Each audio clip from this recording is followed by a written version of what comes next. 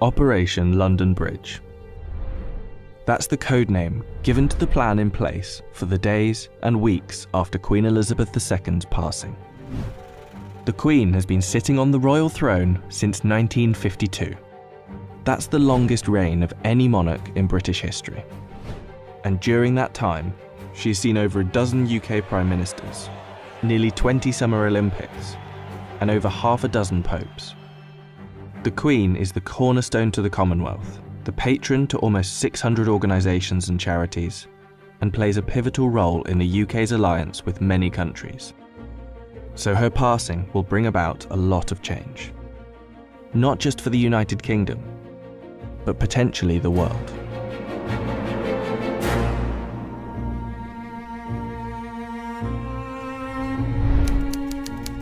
Her private secretary, the Right Honourable Edward Young, will immediately pass a message on to the acting Prime Minister at the time. That message will likely read, "London Bridge is down." The Prime Minister will then set Operation London Bridge into action. Within minutes, the 15 governments outside of the UK where the Queen is head of state will be informed over a secure line. And that will be followed by the other 36 Commonwealth nations and leaders around the world. The gates of Buckingham Palace will then dawn a black-edged notice of the news. At the same time, a news flash will alert media around the world. Every media outlet is prepared for the news. Every radio station has a network of lights that will flash to indicate a national catastrophe such as this. All BBC shows will stop and proceed to run a feed dedicated to the news.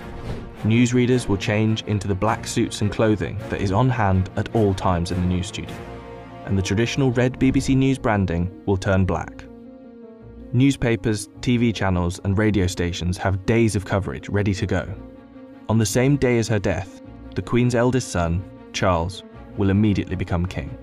And it's reported that the stock exchange, businesses and shops across the UK will likely close for the day out of respect. The day after the Queen's death, on a live stream, Charles will make his first official speech as king. And the government will swear its allegiance to the sound of a 41-gun salute in Hyde Park, London. After that, King Charles, if this is the name he so chooses, will set off on a UK tour, visiting the leaders of government in the capitals of each country, Edinburgh, Belfast and Cardiff, before returning to London. During this period, TV channels will play the many documentaries already made in the Queen's honour, and the BBC will refrain from playing comedy shows as a sign of respect until after the funeral. 4 days after her death, the Queen's coffin will be led on a military procession from Buckingham Palace to Westminster Hall. Here she will lie in state over the next 4 days, and after which King Charles, family and dignitaries will pay their respects. Then the doors will open to likely hundreds of thousands of people queued up outside.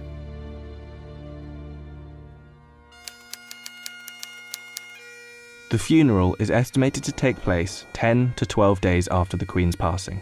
But one thing is certain, the day of the funeral will be an official bank holiday for the whole of the United Kingdom.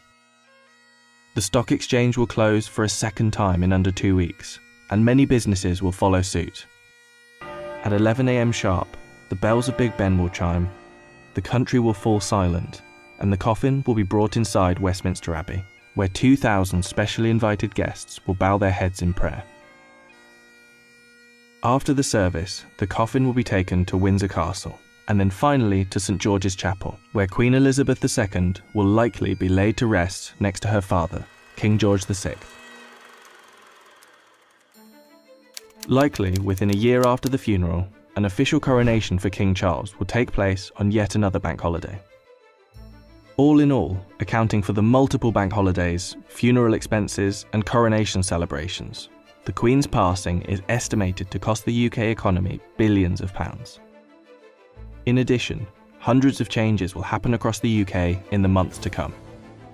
New British currency will be printed with the King's portrait, and the Queen's currency will slowly be removed from use.